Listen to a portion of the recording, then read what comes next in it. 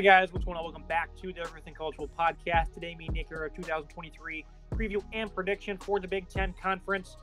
Ohio State, Michigan coming off appearances in the college football playoff, Nick. And things are only going to get greater for this conference as they've added Oregon, Washington, USC, UCLA for the 2024 seasons and beyond. A lot of hype surrounding this conference, Nick. It's been a while since they've been in victory circle in terms of a national championship. They seem to be getting closer and closer each season. Luke Fickell joins the conference. James Franklin has a heck of a roster. What do you think is going to go down in this conference this season, at least in terms of expectations? Certainly a lot of buzz around the Big Ten this year. There are a couple solid rosters in this conference. And we're used to seeing Ohio State dominate in the conference, but they've gotten a run for their money with Michigan the last 2 years, winning the conference. Penn State's put together a great team. Wisconsin, they're going to come alive under Luke Fickell. Illinois, a very quiet, good team. Matt Rule took the job at Nebraska, looking to rebuild that program. Mel Tucker and Michigan State, they're waiting to break through again. Top to bottom, there are a lot of really good, talented rosters in this conference, and they're going to add some really talented teams in the future with UCLA, USC, Washington, and Oregon, all really talented Pac-12 teams. The Big Ten's in a great spot right now. They're making the right moves. They have good money coming in. They have a great fan base across the country now with the moves to the West Coast. I'm very excited for the future of this conference. It's a great spot to be.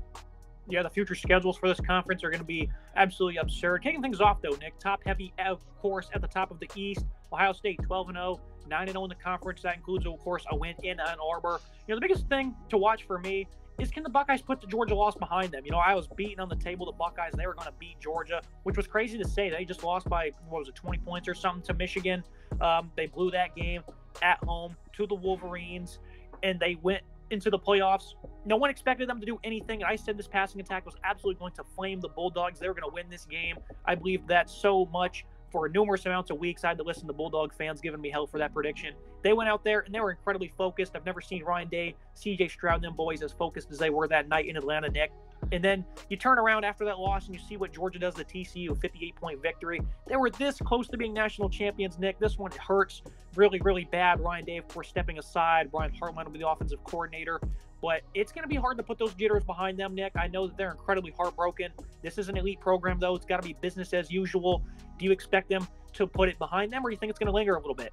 I certainly think it's going to continue to sting. I was also big on Ohio State. Right before the game, I changed my pick to Ohio State. After looking at some more film, I was really confident in that passing attack, giving Georgia fits. And that's exactly what happened. They were really very unlucky to not play for a national championship this past season, and they most likely will. They're a very talented team. They have a really good roster. I think they made a great move by promoting Brian Hartline to be offensive coordinator and leaving Ryan Day to be focused on the day-to-day roles of a head coach. I think this is a huge underrated move for Ohio State. I think Brian Hartline taking over as dedicated offensive play caller is huge. He's been the wide receivers coach the past couple seasons and worked with these really talented guys, including Jackson Smith and Jigba, who just went to the draft, and now they have an incredible talent in Marvin Harrison Jr., who's going to light things up. I think Day stepping aside and focusing on the head coaching role exclusively is a huge move for this team.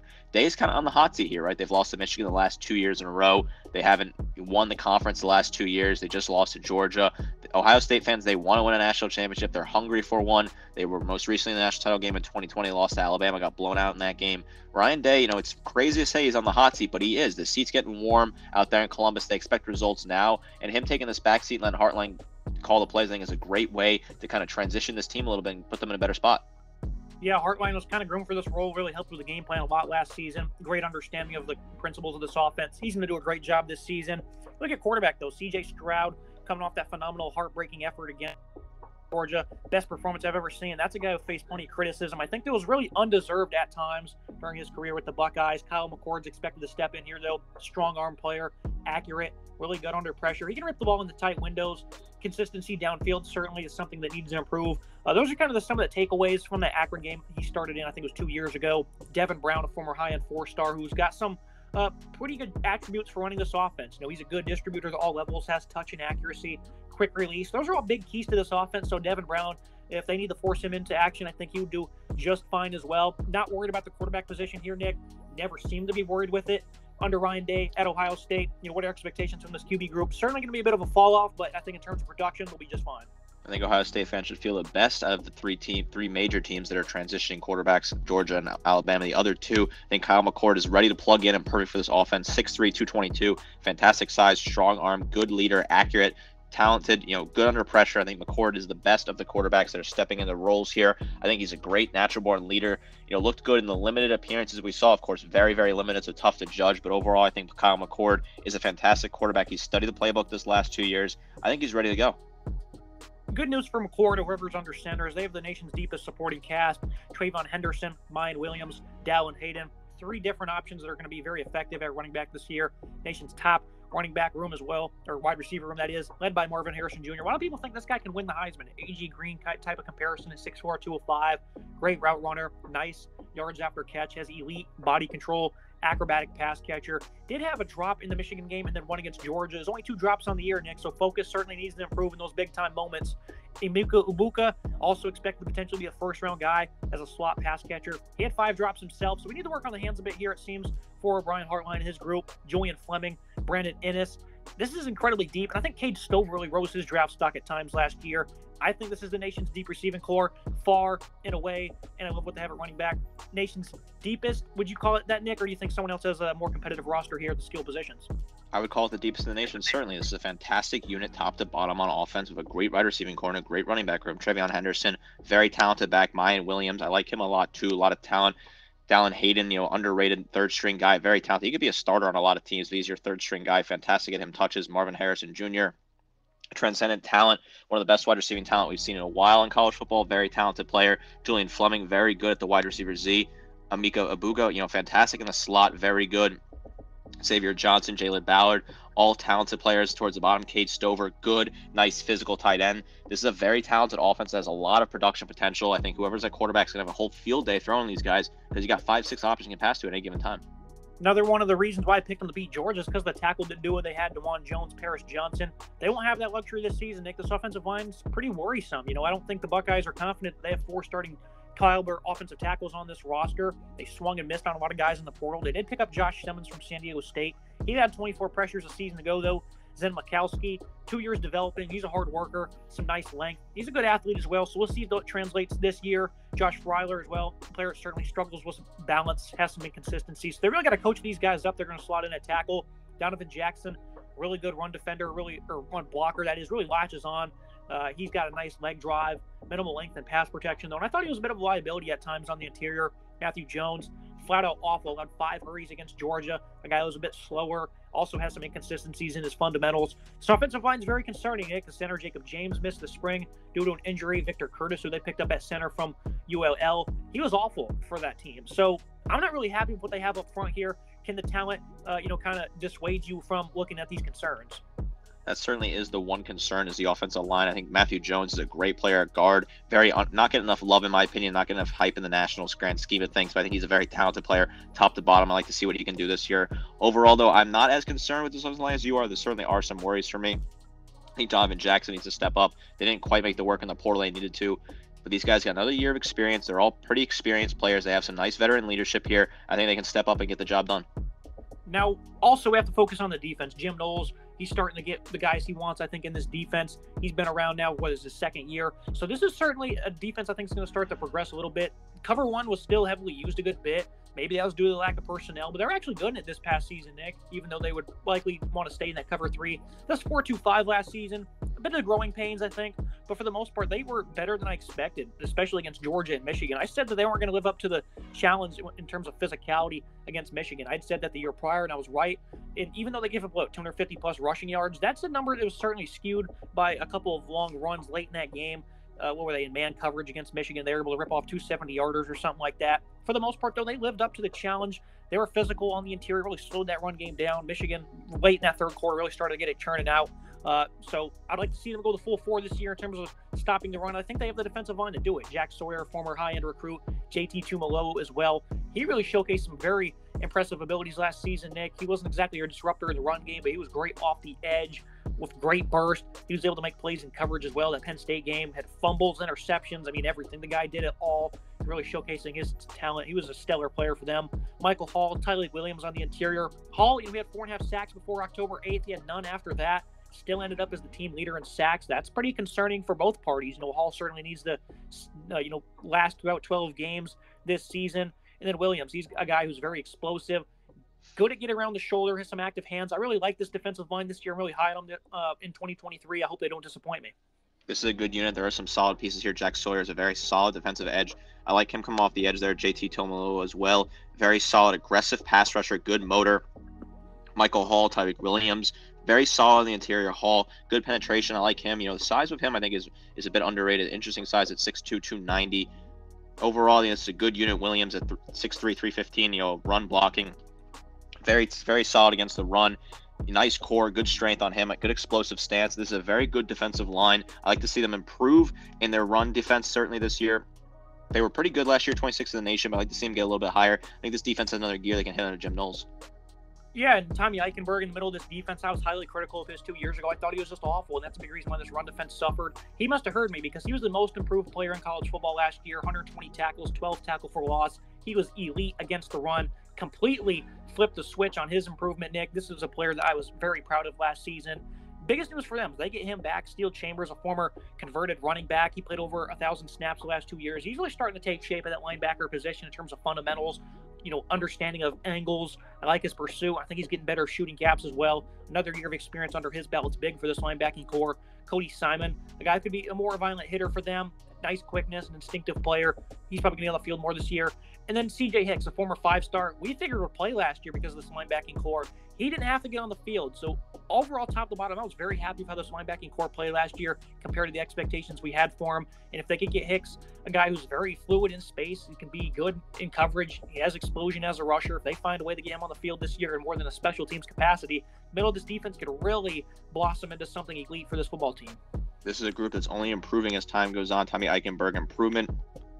Fantastic. Good eye and coverage, great anticipation, good closing speed, fantastic. I like him at 6'2", 239. Cody Simon, good violent hitter, nice in the box, not great against the pass rush, but also very talented in the box. Good player there. CJ Hicks, a lot of potential with him. Didn't see a whole lot of him outside of special teams. He can be involved this year on the linebacking role. I think the three of them together is a very good unit. These guys are hard-hitting linebackers that have a lot of potential.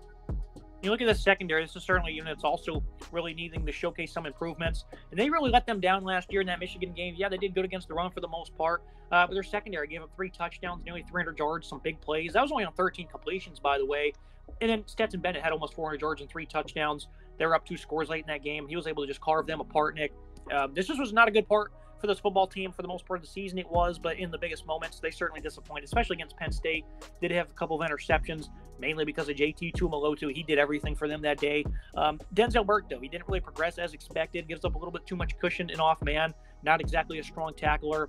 He's a confident player, though, in press. He's got some nice length. I certainly want to see him try to get back to some of those Ohio State DBU talks. We haven't really seen players like that in the past couple seasons, but he could certainly help in trying to extend that connotation. Sonny Styles, another former 5-star, didn't see the field last year, 6'4", 220. He's had a big offseason, apparently, according to some reports from camps. Very fluid runner for his size, kind of a J.L. Skinner from Boise State type player who's going to be helpful in the box. His coverage skills will certainly be iffy. We'll see if he gets involved at the linebacking position. But if he can be a coverage asset at that size, Nick, it's going to be great for this defense. Lathan Ransom, he did very well in coverage versus some of the nation's top tight ends. A willing tackler in the box, very inconsistent in the coverage capacity, though, due to some bad vision. Jahad Carter, though, his versatility coming over from Syracuse, he has experience in the 3-safety system. This is a guy Jim Knowles is going to look to, maybe to be in the nickel. This is a guy who understands route concepts, can navigate his way through coverage. And then Davison Igweson from Ole Miss was a very quality coverage asset. He's also had a pretty impressive spring and fall camp, according to some reports, Nick. I'm very hopeful with this entire, including the secondary. I think this defensive line is really going to be big for them. Middle of the defense, I alluded to why I think they'll be much better. I gave him an A- for a unit grade. A lot of people don't understand that, but I think it's certainly justified because I think the potential is there for them to get back to the 2019 ways. I like this defense a lot. There's a lot of talent here. Sonny Styles, very good player in coverage, solid DB, really solid player. Tim Ransom is another great player. Bit undersized, 6'1", 205, but overall good player, nice versatile player. Needs to work on coverage, but outside of that, he's a good player, willing tackler in the box. Jahad Carter, huge pickup from Syracuse. I like this move a lot for him. Davison Igweson as well, coming over from Ole Miss. Good quality coverage asset. I like him at cornerback, certainly. Maybe play him at nickel as well. Talented player top to bottom. I think Jim Knowles, this defense is heading in the right direction. This defense has been an issue for Ohio State in the past couple of years. It's really been holding them back and kept them from winning a national championship. But now in Columbus, they have a hard-hitting defense under Jim Knowles, and I really like the direction they're going. I think this defense is a great spot here, and they're going to be dominant this year. A lot of people might not be happy with our runner-up in the East, Nick, but I think Penn State, they're going to be the ones that only lose to Ohio State. They're going to be certainly in the running to win this entire conference. And we'll get to Michigan here in a minute with some better explanation. But I think Penn State, you look at what they have on offense. This is the best offense since the Saquon Barkley days. What was it, 2016? Very deep on that side of the ball. I think Drew Aller, though, stepping into this role, he's going to do a good job. 6'5", 238, former 5-star. He flicks it with ease. Elite velocity, prototypical build of a traditional pocket passer. And behind him, Nicholas Singleton, Katron Allen, two guys as true freshmen last year. They were just flat out elite in terms of running the football. Nice 1-2 punch there. And they also picked up Trey Potts, so they're also in the running for one of the nation's best backfields. Dante Cephas comes over from Kent State, strong possession receiver. He's pretty dangerous in space. The wide receiver unit certainly is a little concerning. Keandre Lambert-Smith has great vertical speed, really needs to make some more production. Harrison Wallace was a 6th leading pass catcher last year. He was a 4-star redshirt freshman last year. Malik McClain comes over from FSU. Theo Johnson's going to replace Brenton Strange at tight end. I think he's quietly going to have a really good season for them. And then up front, you look at Olu Fashanu. A lot of people consider him one of the top picks in next year's draft, Nick. Great lateral agility, has impressive strength in his lower half. I know I've kind of just quickly went through this offense, but I don't think there's much to really sit here and try to divulge. They have nice balance. At least that's going to be the expectation. Sean Clifford, we already talked about for 2 years in a row how his ceiling was pretty met. And he actually played very well against Ohio State, gave them a big chance in that game, but they still seem to be missing that one guy under center that can make a big difference. Drew Aller is expected to do that, Nick. How do you think this offense will do this season? My big highlighting for the thing to watch in the Big Ten this year was, I said, can Penn State break through and finally knock off the bigger dogs in the conference, looking at Ohio State and Michigan. I think Penn State has the chance to do so. I think it starts with this offense. Drew Aller is a fantastic quarterback coming in here. I think he's a great quarterback to plug in here. Prototypical build for a traditional pocket passer. Good arm, 6'5", 238. Love the size on him. Fantastic overall. Good supporting cast around, especially at the backs. Nicholas Singleton, good speedy back. Nice size with him, 6 foot 219, fantastic size. Ketron Allen as well. Good leg drive, nice patience as a runner, nice vision, good physical pop, nice speed certainly with him. Wide receiving core, yeah, there's some concerns. It might be a little shallow. Dante Cephas is a good player. I like him. Nice route runner. Good route tree on him. Keandre Lambert-Smith, good vertical speed as well. Harrison Wallace, not a bad player to return. Solid potential production there. Theo Johnson, pretty solid tight end as well. Good offensive line unit with Fashanu up front, leading the way at 6'8", 313. Absolute monster of an offensive lineman. Great people mover there. Really solid in pass protection, as well as the rest of the unit is pretty good. Overall, I think this is a very talented offense. They scored 35.8 points per game. They can certainly hit that number again and get even higher this year. This offense should be high flying under James Franklin. The rest of the offensive line needs to improve, and I think they certainly will. They get back plenty of veterans, Landon Tagwell, Hunter Norzad. These guys, sell warmly. They all certainly struggled for the most part. Caden Wallace is back. Drew Shelton. I certainly think with health being restored this season, these guys are going to be much better. And if they're not, that'd be very disappointing because I don't want to see them waste all this talent. Very young players on this offense, though, Nick. They're able to get involved. Aller, rising sophomore. Same with the two backs. So very young offense here. So they're going to have these guys for a couple of seasons. James Franklin hopefully doesn't panic one bit because he's doing a great job, I think. And I was wrong last year, Nick. I picked this team to win only 6 games. But I did say coming into 2023, they'd be set up to do damage. So I certainly think I was right in a sense. The defensive side of the ball, Nick, they got flat out embarrassed against Michigan last year. October 15th, only scored 17 points. They should have got shut out. If you remember that game, they only had a few big plays that allowed them to score only 17 points. Allowed 418 yards on the ground. They got flat out embarrassed. After that, though, they were much better. Only allowed 165 the next week to Minnesota. Held Ohio State to under 100 yards rushing. 184 against Utah is all they gave up over the century mark the rest of the season. So they were flat out dominant in the trenches for every single game last year besides that one against Michigan, Nick. That was something that certainly left a sour taste in their mouth. And I think they beat Michigan this year. And I think this defensive line, they're certainly going to keep that. Robinson, a player you have as, defensive player of the year, an explosive mover, nice body control, very impressive dip. Donnie Dennis Sutton, a former 5-star coming out of high school. You're going to start to see these high-end recruits get on the field this season, Nick, and I think they're going to make a big impact. James Franklin, I think, certainly hit home in some of these recent recruiting classes. They added Alonzo Ford, a defensive tackle. He was a good run defender for Old Dominion.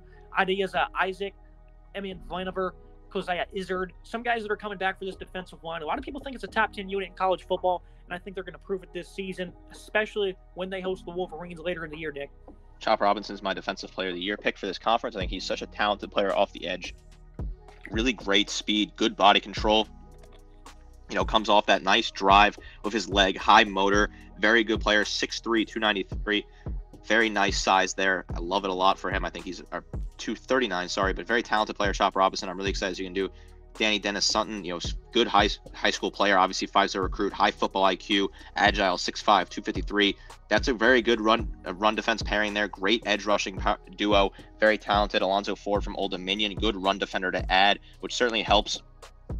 This run defense was very good last year. The pass defense was a little poor. The run defense would certainly be in that same range to give 111 yards per game on the ground. They can certainly get to that number again. Adeus Isaac as well off the edge. Good player, nice size at 6'4", 243. Overall, I think this front seven is fantastic, especially this defensive line. Very good unit, very deep unit led by a headliner in Chop Robinson.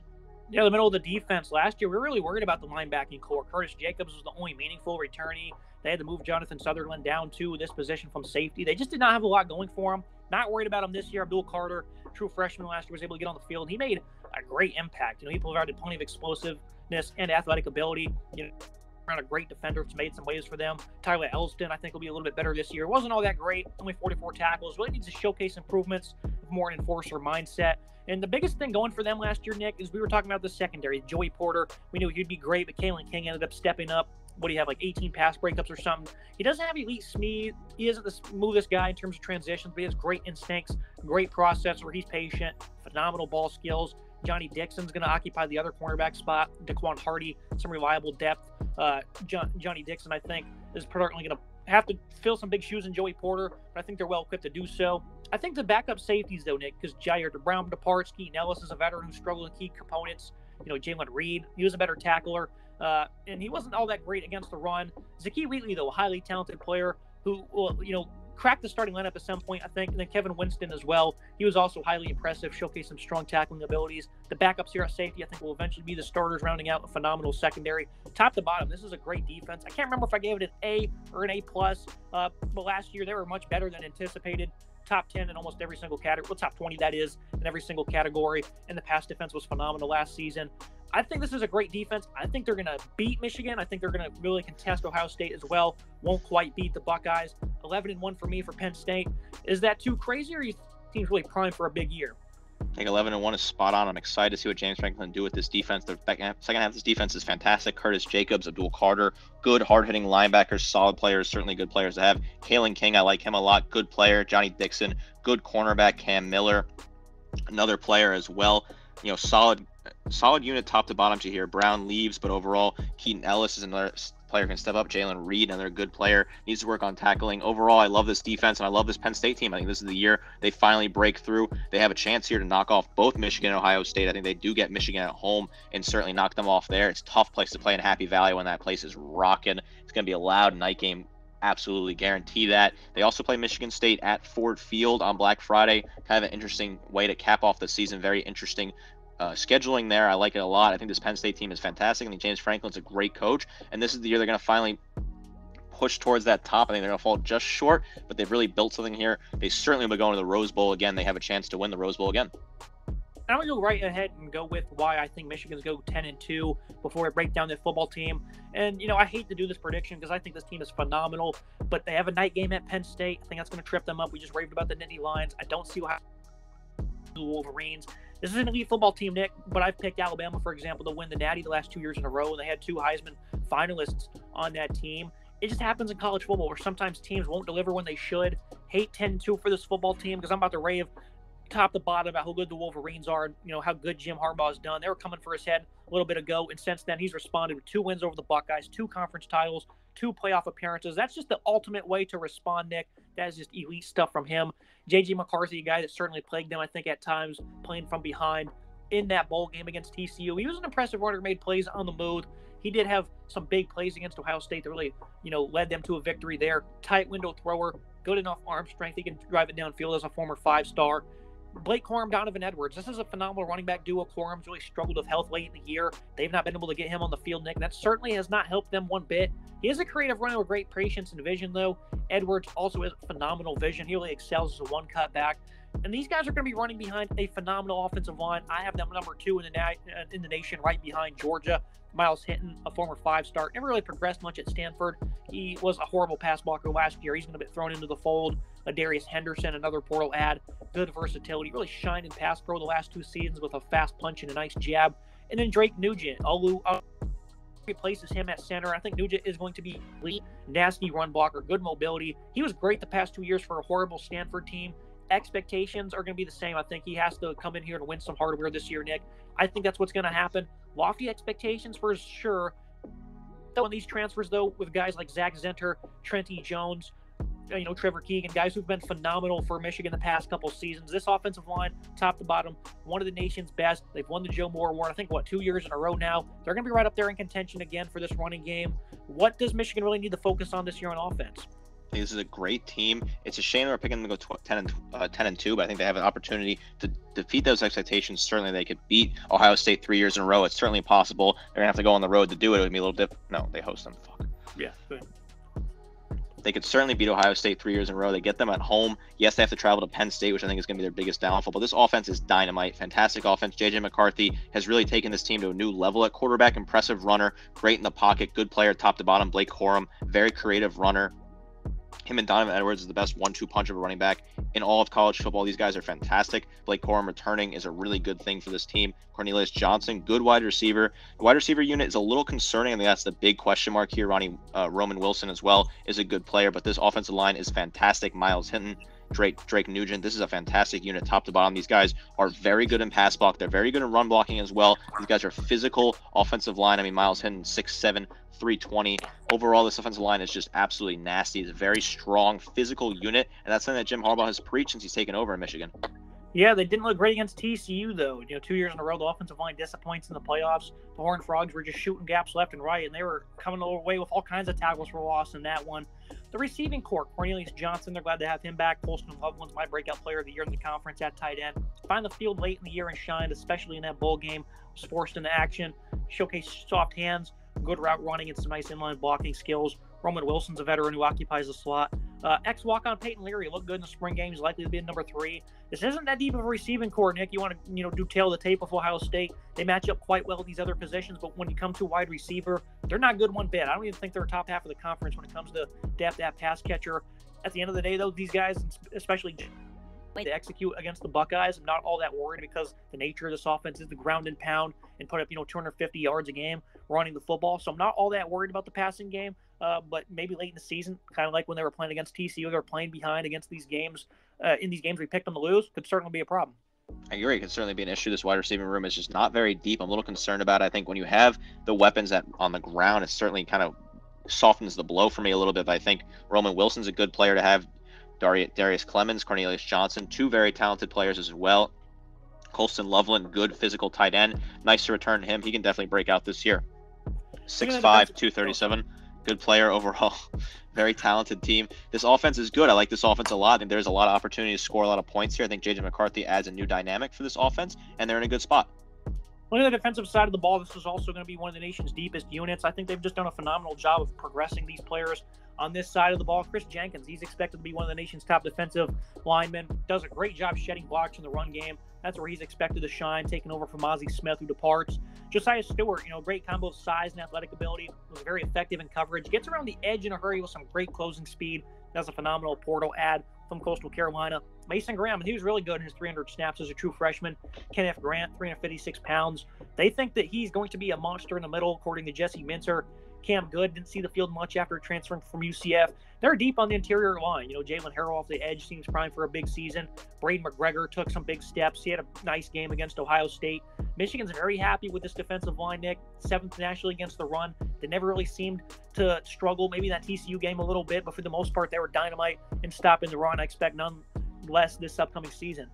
It's a very good defensive front unit here. I think it's got a lot of talent here. Very good against the run. Chris Jenkins, good player, great run defender, good footwork as well. 6'3", 285. Josiah Stewart, good size, athletic speed, nice player, good closing speed. Mason Graham, another good player. Kenneth Grant, was a true freshman. He had limited snaps, but he looked good in those limited snaps. This is a very good defensive line here and a very good front seven that's going to get after the ball and tackle.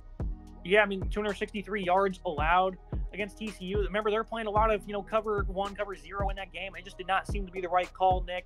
It really caused them to allow these big plays against TCU, which was very uncharacteristic. They're looking to get, back in the win column, though, in terms of dominating up front. Junior Colson at linebacker, a very rangy run defender, coming off an incredibly strong year. He really drives in the piles, always near the ball carrier. Michael Barrett, that is second leading tackler He was, a reliable weak side run stopper. He's in a split time with Ernest Hausman, who was the number 2 ranked transfer in college football coming over from Nebraska. Played the 4th most snaps among true freshmen.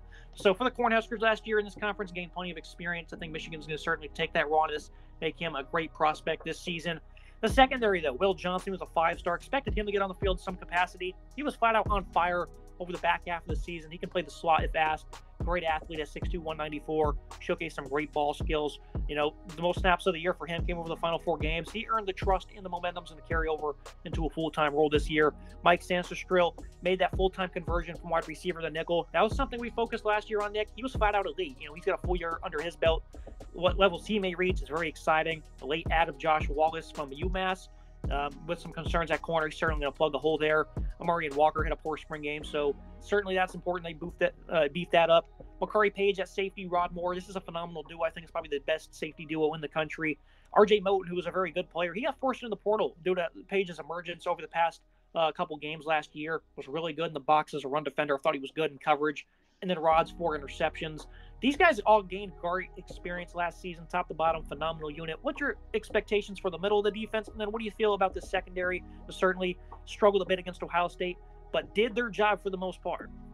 Junior Colson, great run defender, 6'2", 235, fantastic moves, dives into piles, good, always near the ball carrier, solid player. Michael Barrett as well, second leading tackler, great returner, solid player.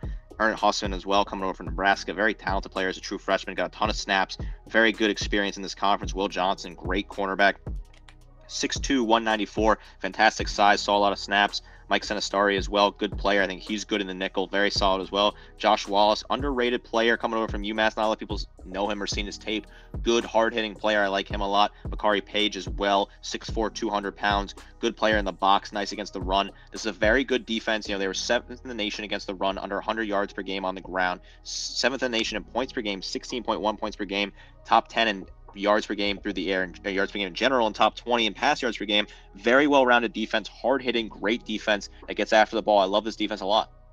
Yeah, when you compare rosters of Penn State, Ohio State, they might have the better roster this year. Honestly, straightforward. But 10-2 is the prediction. I think this is going to be a top 3 ranked team all season long, and this is why we love college football, Nick. These great matchups that decide everything. I think the Buckeyes and the Nittany Lions are going to best the Wolverines. Final thoughts on the top 3 of this division. A lot to work with here. I know we gave out a lot of information. Phenomenal battle here this season, though, for this conference, and whoever ends up in Indianapolis won't be shocked either way.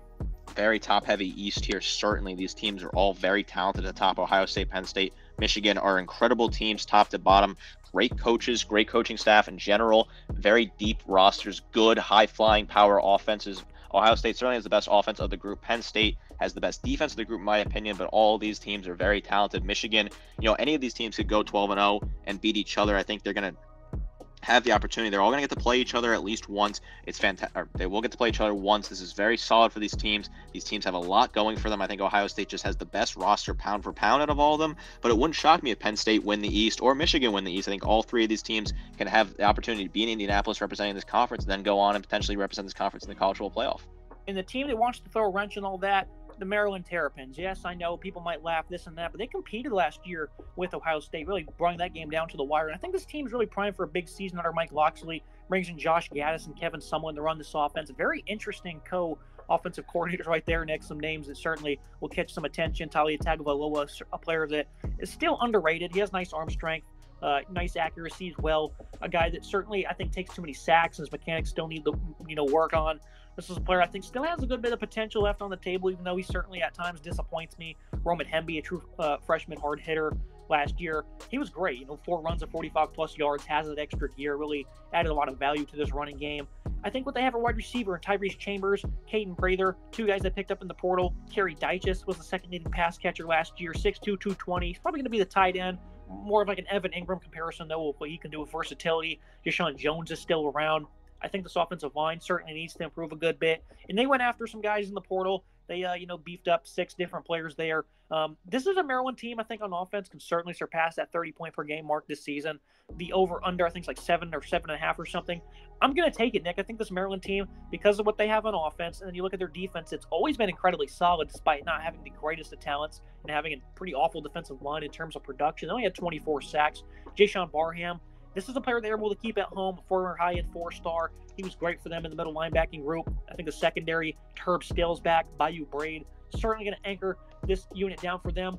I have not many concerns with Maryland in terms of hitting that overneck. I think it's well worth the bet. The run defense was still solid. They did allow 200-plus yards 4 times, though, and they went 1-3 in those games, so that's something they need to focus on. But I'm happy with the offense, and I have faith in the defense certainly sticking around top 50 in points and yards per game this season. I'm very impressed with this team top to bottom. I think Mike Locksley's a fantastic head coach who's done a great job. Josh Gaddis and Kevin Sumlin is a bit of an odd pairing. Sumlin was most recently coaching in the XFO at the Houston Gamblers. Kind of an odd little weird move there, but I think this is a team that has a lot of potential top to bottom, very solid roster. Talia Tagovailoa has really stepped up and proved. He was apparently allegedly offered $1 million plus to transfer to an SEC program. We believe that might be Florida or Auburn, but he ends up sticking out with Maryland. And I think it's a great move for him. He's a very talented player, similar shades to his brother. Obviously, he's not quite lived up to the expectations or the skill level of his brother, but still a very talented player. Roman Hembley, a good running back, nice speed. Ramon Brown, good tank runner, 6'2", 212, fantastic. Therese Chambers, great route running ability, solid player. DJ Glaze, good pass blocker, solid at right tackle, very good player. And this defense has some serious talent. Deshaun Barham, good tackler, kept him home, top-ranked prospect, very talented player. Overall, it's a very deep unit on the defense. They were good, 23 points, 2 points per game last year. Good numbers, top 50 defense in most regards. I think it can certainly improve this year. This offense has a lot of potential as well to put up a ton of points this year. I like this Maryland team a lot. I think 8 wins is certainly achievable. And you look at Michigan State, a team I picked to win like 9 or 10 games last year. They went 5-7. They're just flat out awful. They're going to do it again. They lose Peyton Thorne, Keon Coleman late in the cycle in the portal. Those were their top 2 players for a unit. It was awful. 111th in rushing yards. That was far from the Doak Walker offense they had 2 years earlier with Kenneth Walker at the helm. Interesting to see what they do at quarterback. Noah Camoy played a couple games. Caden Hauser, a 4-star gunslinger from St. John Bosco. And then Sam Levitt, number 1 player from the state of Ohio. So they quietly have a pretty underrated QB room right here, Nick. I think next year could certainly benefit them significantly. But this offense, I don't think it's really that great. They're really not that deep a wide receiver. Jalen Berger, a solid running back, just doesn't seem to have much space working for him. I certainly think they're solid in the trenches, though. Nick Sonic was very impressive in the middle. J.D. Duplain was even better at left guard. Spencer Brown really struggled, though. Gino Vandemark was great in pass blocking. So they certainly have some pieces in the trenches, especially on the defensive line. I think they're still good despite losing some guys. Maverick Hansen's good. Chris Bogle, he was good in the 4 games he played. They picked up a former 5-star, Tomais Adelini. And then you look at what they have at linebacking core: Cal Halliday, Jacoby Wyndham, Aaron Brule, Maoi Gatoy, Darius Snow. He was pretty good. And his conversion, I think that the linebacking core is one of the better ones in the nation. They're really deep there. The defensive line can certainly do some things for them. But in these other areas, Nick, there's just not enough to account for what they do have that is good. The secondary was flat out terrible. They were worse somehow than they were 2 years ago when they were dead last against the pass. They only had like 2 interceptions last season. I just don't really know what's going on here. Mel Tucker got way overpaid in a panic move by the Spartans. I think they're really starting to feel the effects of that money, and that's just going to lower morale here for this program. Tucker, I think, is a good coach, but for the money, I don't like it one bit. 119th in FBS and 30-plus yard passing plays. That's probably going to be worse this season, Nick. Tough year for Michigan State, I think, overall. Michigan State found themselves in a tough spot. Certainly, Mel Tucker got that extension. Some eyebrows were raised. It could potentially make sense. Looked like it was a boom or bust type of thing, and it's certainly busting so far. Way too much money to invest in a head coach here that really is struggling right now with this team. They lost Peyton Thorne late in the cycle. Their quarterback play, we don't really know what they're going to go with. Caden Hauser, potentially the guy to start there. Good 4-star at a high school, but outside of that, Noah Kim potentially be involved. But overall, this offense is just poor. Jalen Berger, good runner. He's really the only highlight here. Outside of that, this is just a very shallow unit. Trey Mosley, Magali Carr, tight end, solid player as well. Offensive line, a lot of problems there. They return some starters who have some potential, but overall, this offensive line is weak. The defensive side of the ball, the secondary is still as bad as it was last year. Very terrible unit. The linebacking core has some good players. Cal Halliday, Jacoby Wyndham are 2 solid, heavy-hitting players. Defensive line loses a lot of talent as well. Struggles. Only 2 interceptions from the secondary in the past year. Michigan State finds itself in a tough situation here. They certainly play a tough schedule, which is not helping things. But Michigan State, it's tough to have them at 5-7. You really thought they were going to break through under Mel Tucker once he got that extension. But they find themselves in a tough spot here. Not sure what direction they go in East Lansing. Could be a tough couple years. A team that would be thrilled with 5-7, the Rutgers Scarlet Knights. I gave them an F offense. Won't even look at that. But I think this defense is going to power them to a pretty impressive step forward. Wesley Bailey, Kevontae Hamilton, a very solid nose. Aaron Lewis. This is a really good defensive line, I would say. 55th nationally against the run. I think they're going to continue to take steps forward, really establish some nice depth last year. The linebacking core, Tyreen Powell was good. Deion Jennings got the go last fall. He was a great player for them. Mohamed Toure, unfortunately, had to miss off last season. That was a big loss for them. They proved me wrong. I really thought they would take a massive step back in the pass rushing department, and they really weren't all that bad. Allowed some of these other guys to blossom, Nick. I was excited for the secondary last year. They're about just as good. I think you would expect the same. 35th nationally against the pass. Robert Longerbeam has showcased some nice ball production. Keyshawn Abraham, I think, certainly has some nice potential. Max Melton was above average in these areas. And then Flip Dixon, a big-time addition from Minnesota, the man in the slot. I think overall this is a really good defense that's going to power them to potentially a bowl appearance this season, Nick, which for Greg Schiano and crew, that'd be a great step forward for the years coming, what's going to be a very much tougher conference. Greg Schiano and co would love to make a bowl game this year. This team has some talent. Greg Schiano, I think, is a good coach heading this team in the right direction. The offense is woeful, right? We don't really need to touch on it, but I will say Jacob Allen, offensive tackle, 6'6", 270, was injured this past season as when he was a true freshman to get on the field. I am as a big player this year in the conference, fourth-ranked player in the class in the state of New Jersey when he came out of high school in 2021. A true four-star, very talented player. Cannot wait to see him get on the field for Rutgers this year. I think Rutgers has a good defense, heavy-hitting defense. Deion Jennings, good player overall. Tareem Powell, Mohamed Traore, missed last year. He's coming back this year. Want to see what he can do. Robert Longerbeam, good player, good ball production. Keyshawn Abram as well, solid as well. Max Melton, good player. Defensive line, Wesley Bailey, another talented player. Aaron Lewis, good elite presence at 6'5", 250. Overall, I think this defense is a good, hard-hitting unit. They gave up 29.3 points per game. They're certainly going to drop that this year. I like this defense a lot. Greg Schiano's installing a culture here. Rutgers will find themselves in some trouble when the new guys join the conference, certainly, but they'd love to get to a bowl game this year. Rounding out the bottom of the East, 4-8 football team in the Indiana Hoosiers returns only 7 starters. They have some good individual players, I think. Cam Camper had a big year before his ACL. Christian Turner's not a bad back. EJ Williams coming over from Clemson. And then Aaron Casey, Andre Carter, and I think the number 1 ranked JUCO safety and Tyreek McDaniel. Certainly interested to see how he plays this year. That's kind of what I'm looking for if I turn on an Indiana football game. Don't expect much this year, Nick. Under 3.5 for me at 3-9. I mean, I'm kind of sketched out. I hope they don't hit that 4-win mark because I think they could probably steal a game somewhere that would totally shatter my bet. But I think Indiana's going to be a pretty poor team this season. I think Indiana's going to struggle this year.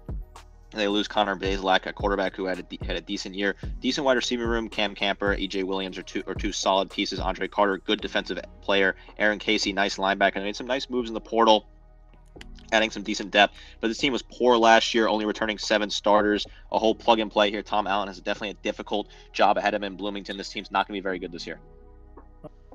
Now looking at the west side of this conference, the Wisconsin Badgers, talk about a team out an A-plus off season. Obviously, we understood the move.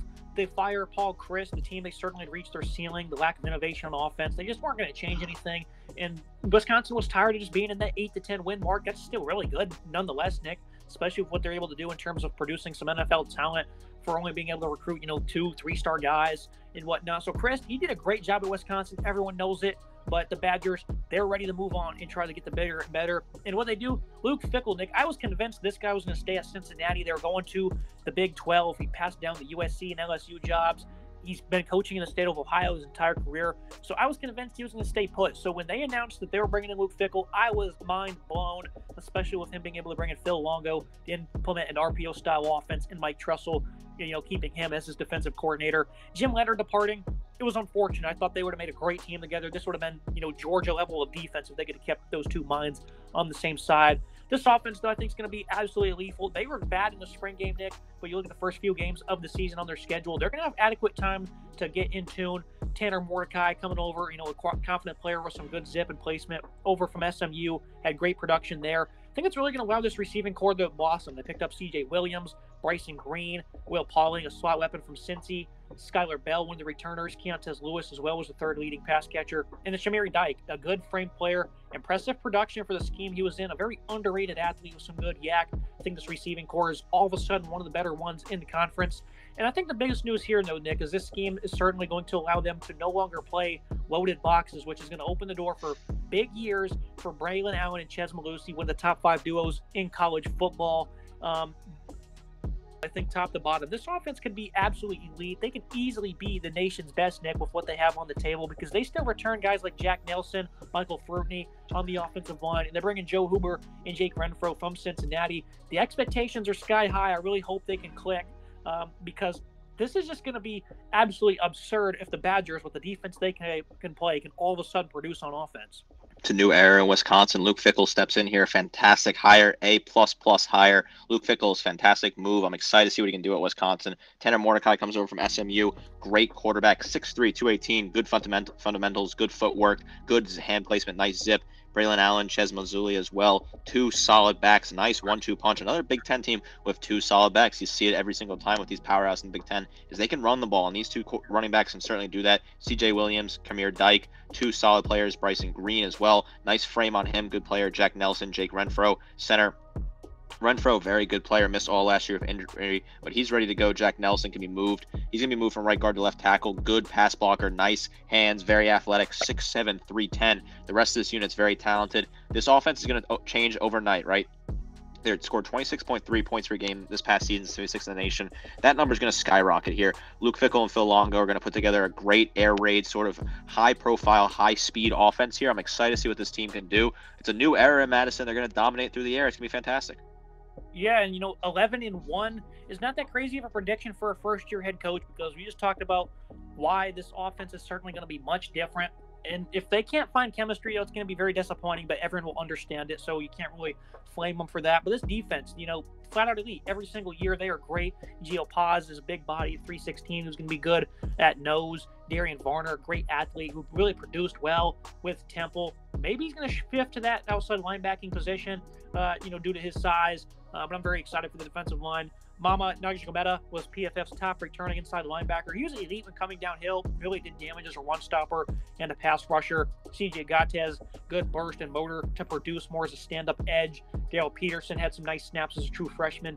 Jeff Petrowski comes over from MSU, that is. He was a force in 2021. Didn't play that much this past season. Jack Chaney, Tatum Grass. They got on the field for some quality reps, so they're pretty deep, along with Brian Sanborn at the linebacking position. I think overall, you look at this front six, they're going to be converting to more of a 3-4, I think, this year, because Luke Fickell, that 3-3-5, isn't going to stick in this conference. So we'll see what kind of scheme they unleash. But overall, I'm not worried one bit. I think they'll be once again top 10 against the run, and I think the development will continue here, just like it did under Chris for many years.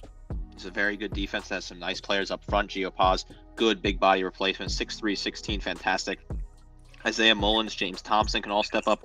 Rodez Johnson, good player.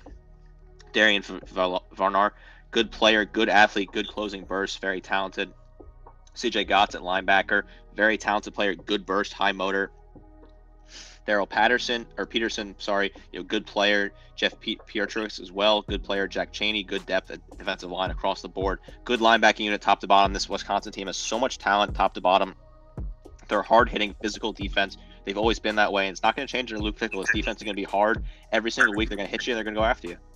I've said nothing but positive things for every single unit on this roster, but the secondary is a bit of a concern. Alexander Smith, a 6-year player. He's probably going to be the leader in the secondary. Jason Matry, a fellow 6-year vet from BC. He's going to be on the slot. He's a good player for the Eagles. And his health, though, is going to be important. Ricardo Hallman, he got burned versus Michigan State last year playing some elite receivers. So we'll see what he can do this year. He's likely going to occupy the CB2. Not exactly great. Travian Blaylock missed all of last year due to an ACL. Kamoye Latu, more inconsistent player, but he did have 500-plus snaps. They added 6 players in the freshman class, so there's plenty of turnover here and lots to sort out. Much more helpful for the safety group, though, led by Hunter Wooler. I don't really know how to feel about the secondary, Nick. 29th against the pass last season. Obviously, the responsibilities aren't going to be as tough of what the guys in front of them are able to provide, but this is certainly not what they were 2 years ago with all the talent and ball hawking they had. Certainly is an issue in the secondary. This is the one concerning part of this team. Alexander Smith, good 6-year player. Jason Matry as well, another 6-year vet coming over from BC, good player. Ricardo Hallman, he got beat a few times. He's a good player, though. Travian Blaylock coming back from his injury. Hopefully he can get up to those levels he had before that. ACL tears are tough to come back from. Overall, the secondary is concerning. I do worry a little bit for the secondary. I think the drop-off is going to be there. They gave up 200 yards through the air last year. I think that number will certainly drop. They have 20 points per game last year as well. This is a very good defense, though, in general. I know the secondary concerns both of us, but top to bottom, Luke Fickell coaching this defense. They're going to be hard-hitting. They're going to get after the ball every single week. It's tough that Jim Leonard left, but outside of that, I don't think they lose a whole lot here. This is a very good defense with nice, talented pieces. Look at the runner-up in the West, Illinois. I think this is a team that's certainly being slept on this year. I slept on them a little bit coming into last season, and they certainly delivered. I did expect them to do much better, though. I did expect them to make a bowl game. They were able to compete. You know, they led Michigan in Ann Arbor at the end of the year for I think almost the entire game, really. This offense, though, they lose Chase Brown. That's not great because he really did a lot for them. They were 96th in scoring. Luke Altmaier comes over, kind of a Tommy DeVito type comparison with, his scheme fit. He can make throws in the intermediate range. He's got some athletic ability in terms of running as well. Altmaier is going to have to come in and utilize a talented receiving core led by Isaiah Williams, a converted quarterback whose natural quickness is just translated very well. He's a hybrid, though, that can break routes, has some tight angles. He's going to continue to get better. Casey Washington at 6'2", 200. He can make some tough contact catches. Pat Bryant was the second leading pass catcher. Depth isn't ideal, but in terms of starting three, Brian Hightower transfers out. I think they have a nice trio here that can lean on. I think Josh McCray, a player who struggled with health all of last year, him and Reggie Love, they're going to have to account for that lost production by Chase Brown. The offensive line, though, it's more Brett Bielema style, kind of like it was at Arkansas. Isaiah Adams, I think he's going to be a first-team all-conference. He's a really good pass blocker. Julian Pearl had his hands full at times, but he did have 842 snaps as a pass blocker, so that experience is valuable. George Slaughter played a good bit as the sixth man last season. He was a relatively good pass blocker. Cy Chrysler at 330. They're going to need him to be much better in year two. They gave him a lot of tackles for loss, plenty. It's a little bit expected. Overall, it was a very sound run blocking group. I think they're going to continue to progress. The experience is there. The size is there for Bielema to work with. I don't expect them to be any worse. If they do, it'd be pretty mind-boggling. This is a good offense that has a lot of potential here to step up. Luke Altmaier comes over. Limited experience, but he has a ton of intangibles. Good player. Fits well in the scheme. Solid player. Good skill set. I think he's a very good quarterback to have. Transfer over 6'1", 200 pounds. Josh McCray, running back. Good competitive player. Has to replace a lot of lost production, certainly losing a talented back like the Illinois did, but overall I think he's a good player to have. Reggie Love as well, another solid back. Caden Fegan as well, a true freshman, might get involved potentially at certain points, but overall this running back room has some nice talent and I'm not concerned about it. Isaiah Williams, good player at 5'10", 180. I like him converted from a quarterback. Good quickness. Casey Washington, good player. Pat Bryant as well. Good returning player to have. Isaiah Adams, great run blocker, very talented. The offensive line as a whole is good. Jordan Slaughter, good at guard. Can be moved in different places. Zy Chrysler as well as another talented piece. Overall, I love this offense. They scored 24.2 points per game. They're certainly going to score a lot more than that this year. I think they're a very talented offense top to bottom. Yeah, on the defensive side of the ball, the last couple of years, I certainly talk about some of the talented players they had. It seemed like they were trending in the right direction. Didn't expect them to be first nationally in points per game allowed, third in total of yards, top 10 in everything. Jerzon Newton, I think he's going to be a first-team All-American Conference Player of the Year. Great motor, great quickness. Has a nice spin move, great twitch as a pass rusher. Him and Keith Randolph this year are going to dominate up front. They get some veterans back as well. Evan Christ, a 300-pounder. Denzel Daxon, 318 pounds, so they added some more size up there. Seth Coleman, I think this is a player who is ready for a breakout season. Plenty of pass rushing upside, a good first step. Really happy with what his traits provide. Gabe Jackus as well as a true freshman, saw plenty of time, and he was really good. He has nice power, physical player for his age. And then Tyreek Barnes in the middle, very improved run defender that's inconsistent in coverage. And tackling certainly has been an asset in those categories at times. Did have 8.5 tackle for loss as well. Very happy with this front seven, Nick. Is one of the more better ones in the country. Prototypical build for a successful Big Ten team. Bielema's getting the job done here in the trenches. Very good team in the trenches. Very talented front seven. Jazir Newton, great motor, one of the best defensive players in the country. Really talented. Kenneth Rudolph as well. Good player, 6'5", 305. Good talented player. Nice length. Good movements. Bryce Barnes, another solid player. Evan Christ, good player. Denzel Daxon, another good hard-hitting player. Seth Coleman, outside linebacker, good player. Certainly breakout potential there, 6'5", 240. Tariq Barnes, good run defender, inconsistent coverage, but talented player nonetheless. Nice number of tackles for loss this past season. Overall, the linebacker unit has some nice pieces. Gabe Jacks was a true freshman that saw some nice time. Alec Bryant as well, another player that's involved in this. This is a very good front seven. These guys are great in the trenches. That's why this defense, was number one in the nation in points per game this past season with 12.8 points per game. They're a very good, hard-hitting defense that's really talented in the trenches. They're also first nationally in interceptions with 24 of them. They've had 5 DBs drafted in the last 3 years. Ryan Walters departs, but Aaron Henry steps into the defensive coordinator role. He was the defensive back coach for all those years. So I think he's a big reason why these guys have been able to produce in the back end. And that's why I'm not worried that they replace 4 starters in the secondary, because Tyler Strain, Matthew Bailey, they appear on the come up after strong freshman seasons. Tavon Nicholson, he was pretty good in all facets for them. And then Demetrius Hill is a productive player for FIU. Nakario Harper, he played at Louisville. He was a Jacksonville State standout as well. He's going to be a downhill thumper for them. He was the Ohio Valley Player of the Year in 2021. Versatile. He's going to be best used at the line of scrimmage, though. Over here, I'm putting my faith in Aaron Henry and some of these returnees that really step up this season. Obviously, probably going to step back a little bit, and fewest completion rate allowed as well. So I certainly think maybe 10th, 15th in that area for at least interceptions and comp rate is going to be expectation. But I think top to bottom, this is a great defense.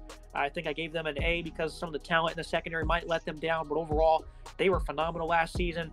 Every game they played, they were just standouts in there. I mean, they limited Michigan to 168 rushing yards in a game they probably should have won. So I think this team, if they can get some more offense, they're certainly going to be an underrated competitor to win this. I don't think they have a very tough schedule either. I think they dodged some of the toughest players in this conference. No Michigan, no Ohio State, no Michigan State. That's great for them. Over 6.5 is a lock.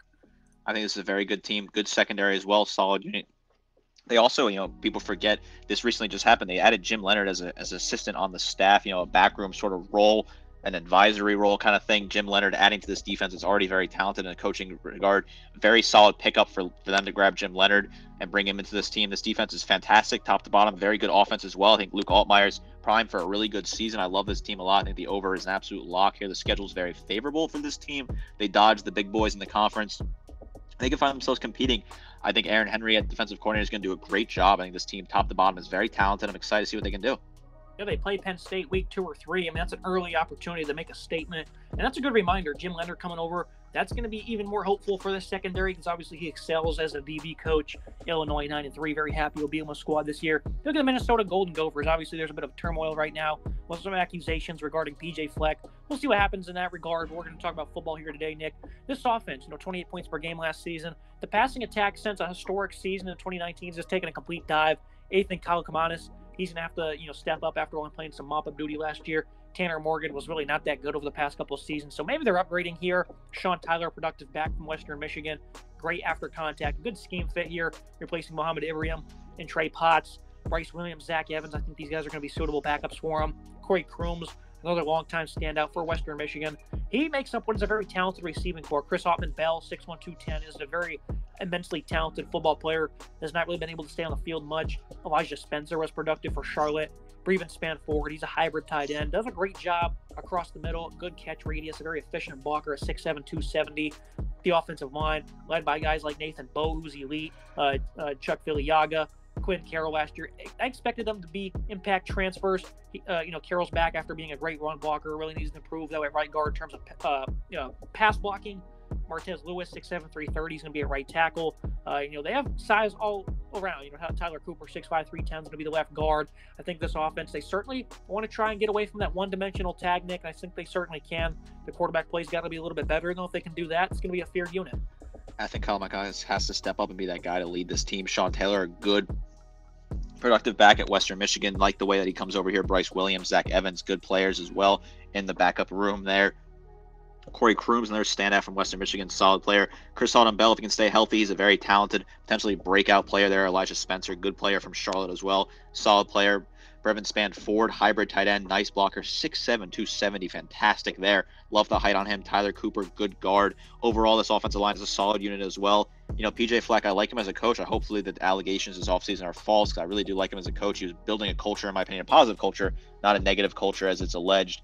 Overall, I think this Minnesota team's offense is good. I think they have potential to put up some points this year. I like the running back room to replace some production they lost. I worry about quarterback play, certainly, but I think the wide receiving unit's pretty good, and the offensive line's solid as well. The defensive side of the ball, Joe Rossi's done a great job in 2021. They allowed 30 points per game. The last 2 seasons, though, they've been tops in the country in all categories. Very odd unit. They have no pass rush still, Nick. Only 19 sacks. That was 111th in FBS. Dead last with only 47 tackles for loss allowed. They've only allowed 150-plus rushing yards only 4 times in the last 26 games. This defense makes no sense, Nick, because they don't have great standout players. Jai Joyner is a pretty good run stopper. Cody Lindenberg was the second leading tackler. He's going to have to step into some big spotlight here at linebacker. And then Tyler Nubbin is going to be an elite safety for them, a first-team all-conference and all-FBS player for me, I think. This is still a very sound secondary. Tyler Bride was good for them for Georgia Southern last year. He transfers over. Jack Henderson, staff seems happy with him. I think Craig McDonald coming over from Auburn, really good player, who didn't play last year for the Tigers. But also Beanie Bishop is certainly big. Michael Dixon, I think, also transferred out. Jordan Hoden departure is not good, but Coleman Bryson was good in the bowl game. So I think they're pretty solid here. Justin Whaley was also an elite player for them last season. Secondary is going to be fine. The rest of this front seven, though, I really don't understand it, Nick, because the production is terrible. But they play hard. They play tough. They don't allow much on the ground. 4th nationally in points per game. This is not a fluke defense by any means, but this is just a very strange combination of numbers. Extremely weird defense, 13.8 points per game given up last year, 4th in the nation, top 20 in all other units. Very weird defense. Great secondary. Tyler Newman, good player, 6'2", 210.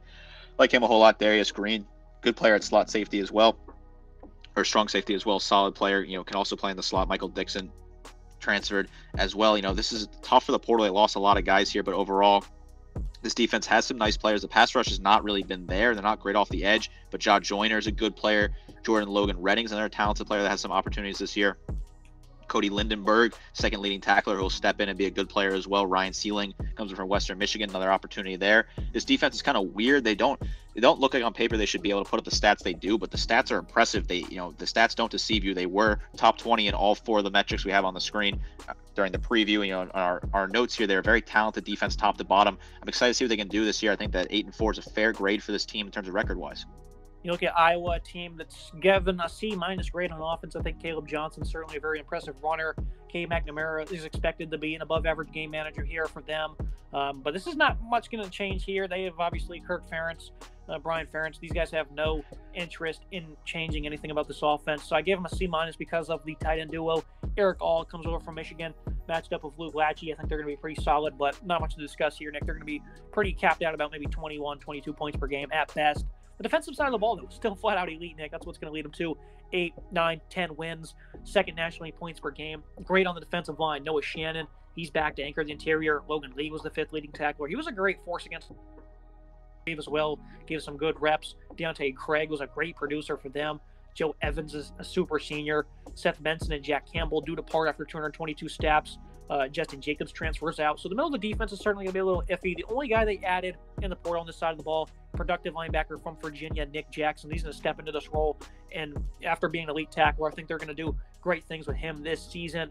Cooper DeJohn leads a elite secondary. This guy was great. I think he had, 3 pick sixes last year as a high-energy player. Violent hands, really redirects opposing pass catchers. Sebastian Castro was strong in the slot. Riley Moss, Terry Roberts depart. So figuring out who's going to be the second corner is interesting. 5-star Xavier Nwankpa, who's going to step in at safety, and Quinn Shullett was an elite player as a run defender. So top to bottom, A+ defense for me for Iowa, Nick. The offense, though, if they can just find a little bit of a pulse, they can themselves be a national championship contender. It's not going to happen, though. I ragged on this offense in the preview, so I'll save the soap opera. I'll skip the dramatics. Just a terrible offense. 123rd in points per game, 130th in yards per game, 123rd in pass yards per game, 124th in rush yards per game. Poor. Not even worth really looking at. K. McNamara, quarterback, is kind of interesting, but outside of that, really nothing to see here on offense. Defense, though, what a story. Very good team. 2nd in points per game, 2nd in yards per game. Incredible numbers. They lose some production, certainly, but next man up mentality in Iowa, that's what they do here. They just hit hard and step up. Next man up. Cooper DeJean, a great cornerback, good player, very aggressive player. Seth Benson and Jack Campbell leave, which is certainly tough, but next man up, Jay Higgins, good player. Kyle Fisher looks good in his limited snaps. Nick Jackson as well. Big time ad from Virginia. Excited to see what he can do at linebacker. Super senior Noah Shannon, a good anchor for the defensive line. Logan Lee, good leading tackler, 5th leading tackler back. Aaron Graves, nice tackler as well. Ethan Harkett as well, good player. Max Lewin as well, 6'5", 243. Can definitely get involved this year. This defense is very good, very hard hitting. That's what you expect of Iowa, right? This offense has no pulse, but this defense is going to be dominant. It's going to keep them in games. 8-4, I think, is a very fair grade for this team. They could certainly surprise some people. I just don't think so without a pulse on offense. Matt Rule arrives to Lincoln to try and fix the dumpster fire that is Nebraska. Last year, I was high on this team. I really thought that they did some great work in the portal. Like some of the players I got back, and every single game they lost was by 1 score. Even Kirk Herbstreit picked them to win the division, and I was like, that's a pretty good pick. And we just all ended up looking foolish because Scott Frost is just awful, Nick. He was not good one bit. The offense, that's what his strong suit was. And he clearly is just not that good of an offensive coach. That's really something that him and Brian Kelly kind of established at Oregon. I think Kelly is a big reason why Frost was able to look so good with the Ducks. I mean, they're outside top 100 almost in everything. Passing yards per game, they're a little bit better than that. Jeff Sims arrives, though, from Georgia Tech. He's going to be paired up with Anthony Grant, Ramir Johnson, Gabe Irvin, a pretty deep backfield that certainly was looking to improve that rushing yards per game mark. Jeff Sims had a very big spring game. They're expecting him to really progress in his decision-making and his processing, but his abilities as a runner, along with a good arm, I think he certainly has high upside. Billy Kemp arrives from Virginia. Great versatility. He thrives in the slot. Marcus Washington, one of those guys I thought was going to be a good transfer for them, and he certainly was a deep threat. It was a good route.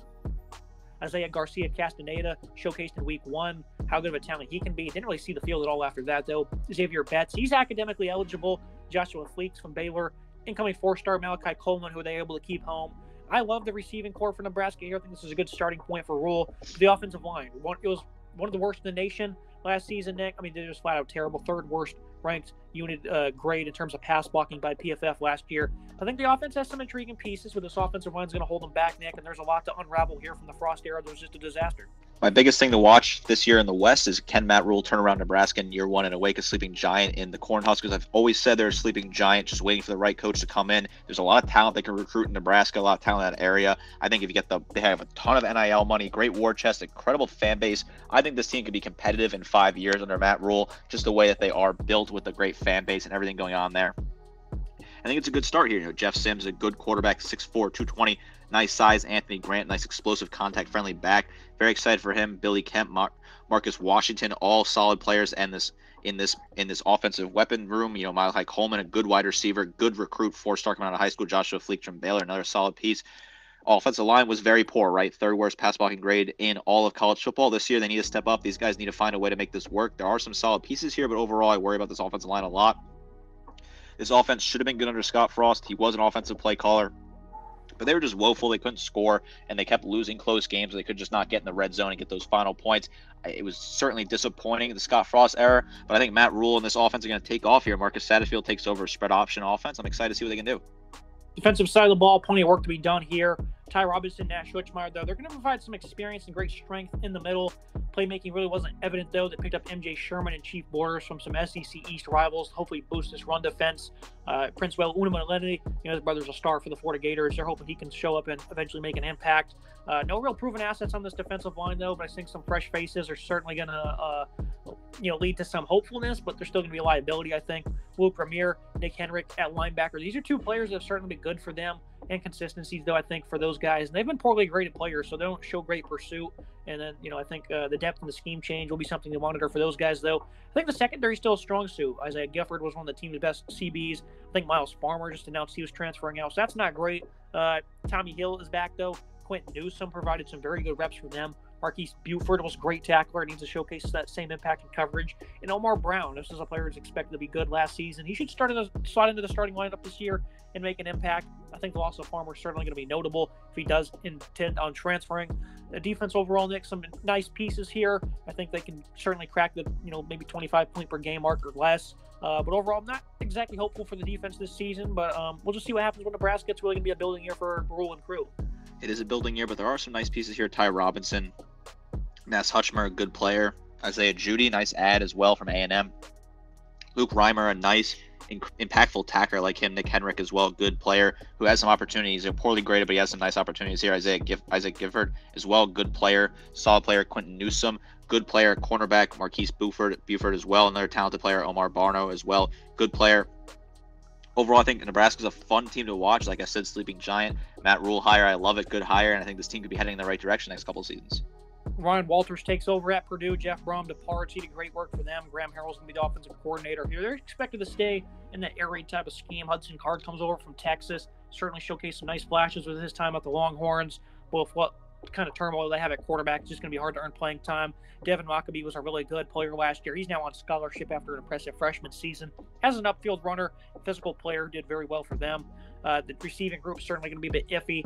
Tyrone Tracy's probably converting the running back. That's going to leave them a little scarce, especially with Brock Thompson's retirement. And Jamal Erdine from FAU, certainly going to be a player that breaks out this season, along with TJ Sheffield, who's a veteran. Offensive line has some size, has some nice athleticism. Overall, as a unit, probably could have been a little bit better last season. They do have some nice flexibility and experience. I'd certainly lean on this unit if need be, though. And for the defensive side of the ball, they do return Crichton Jenkins, who's going to move linebacker. OC Brothers, a veteran who's going to anchor the interior linebacking core. revamp secondary for a little bit. I do think the senior safety duo with Cam Allen and Sonorzy Kane are going to do great for them.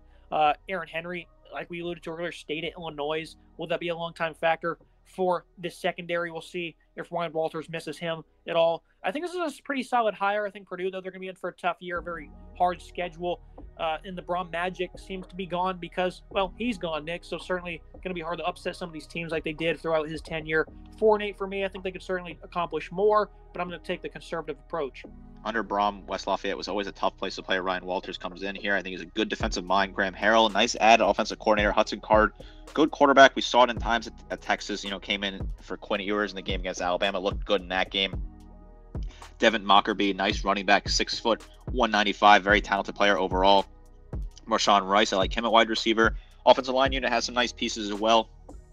8 adds in the portal on defense. Some nice players as well. Kendron Jenkins moving to outside linebacker, but a good player on the defensive line overall. There's some solid pieces here. Marquise Wilson's a good player that they add from Penn State. Braxton Myers, who didn't really play much at Ole Miss, comes in. Jameer Brown as well, another familiar face, is a solid player. This Purdue team's in transition, but I think they're a good team on paper. I just think the schedule's tough, and it's going to be a tough transition to their new coach after losing Jeff Brom, who bolted. We already expected Northwestern to struggle this season, but the late firing here of Pat Fitzgerald really cements they're in for a tough season. Maybe Ben Bryant will provide something coming over from Cincinnati at quarterback. Not much hope, though, for an offense that returns only 2 starters. They lose a handful of guys in the portal. Offense is going to be an F unit, Nick. And then you look at the defensive side of the ball. Fitzgerald was always a good linebacking coach. Bryce Gallagher, he's been around forever. He's back. Xander Mueller was a productive player. This unit, it's not going to be easy for them to grow because Fitzgerald's not here anymore. He's not going to be able to give these guys, tips and pointers that he would typically give. They would help the linebackers grow throughout the year. So the only hope they really had on defense of being strong, it's gone, Nick. The pass defense was certainly a little solid last year. They do lose some solid guys like Cameron Mitchell and A.J. Hampton. 1-11 for me. I think UTEP will beat them at home as well. It's not going to be good for an already bottom of the barrel program. The dismissal of Pat Fitzgerald is going to make things even tougher top to bottom. Not much here for Northwestern other than to bet the under and hope they don't pull off an upset. Northwestern's in a lot of trouble. Certainly, sanctions are certainly coming from the NCAA. We're going to be curious to see what happens. Pat Fitzgerald, longtime legend of that program, great coach, fired, leaves a lot of question marks to this program as they were trying to get a new stadium. Really hole up in the air here. This seems to be terrible this year. They're going to lose a lot of games. The under is certainly a lock. I don't think they're going to beat anybody on the schedule in front of them except for the one win that we have them getting. This team's just poor across the board, and they're really the last thing they needed was a scandal like this to absolutely rock what was already a pretty bottom barrel program in the Big Ten. Tough, certainly, situation to be in. Northwestern finds themselves in a serious amount of trouble here. Looks like their stadium project's also on hold now. So, yeah, nothing going right for the Wildcats. Looking at the predictions of the awards category, Marvin Harrison Jr. at wide receiver is probably going to win Offensive Player of the Year. Pretty unanimous there. Jerzon Newton for me from Illinois. Chop Robinson from Penn State for Nick. 2 physical defensive lines. One of those guys is certainly going to step out and compete for this award. Brett Bielema for me is going to be Coach of the Year. You have Luke Fickell showing up and instantly claiming this award of an 11-win campaign. Colston Loveland, I was talking about him earlier from Michigan. I think he's going to be great, along with Drake Nugent as newcomer of the year. And I continue to rave about Illinois as my biggest sleeper. Ohio State over Wisconsin for the conference championship. Nick, you have the same thing.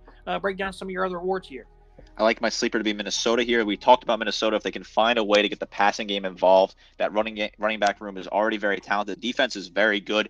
They're weird on paper. They don't look like they're a good defense, but the stats don't lie. They're going to be able to hit you hard, and they're going to be solid as long as they keep their head focused and don't worry about the off-the-field distractions. Luke Altmaier, I think, newcomer of the year here. I think Illinois is going to have a great season. He's going to have a really breakout year at quarterback. I'm excited to see what Altmaier can do. Didn't really get love at Ole Miss. Transfers over here and has a real opportunity at Illinois. I picked Jacob Allen as my breakout player at Rutgers. Like I said, I talked about him during the Rutgers piece, but 6'6", 270, 4-star recruit out of high school. Didn't play last year because he was injured. Tons of untapped potential there. I'm excited to see what he can do. Luke Fickell coming over and changing this Wisconsin program overnight has to get some love for me. We both picked them to go to the title game and lose, so I think Coach of the Year is only reasonable here. I think the Big Ten's in a good spot as a conference. I'm excited for the season. That's going to be it for today's episode. I appreciate you joining me, Nick, breaking down a lengthy Big Ten here. Going to be very competitive, still knocking on the door of another title, though. Absolutely looking forward to see what they can do. I think Ohio State's going to be a great team this year. There's a lot of good teams at the top of this conference. Make sure to like, comment, subscribe. See you next time.